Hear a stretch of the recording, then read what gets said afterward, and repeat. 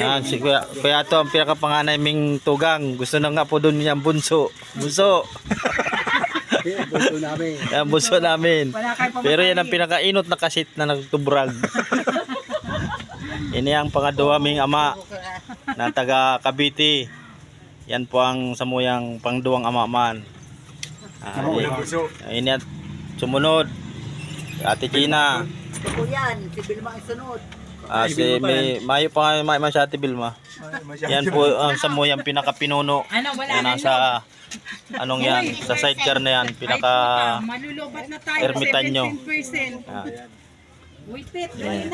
Ini po si driver ng Ilabil. Hoy Manjalari, mahiling mo na sa imong muka. Ayan. Ako po, my name is Joseph Amor. Kami po ang inaasikaso po namin yung aming lupa. Sana po ay kawaan po kami ng Diyos na makuha po namin yung lupa namin ng maayos na walang kaaway. Sige po, bye-bye. Tapos itin ako kay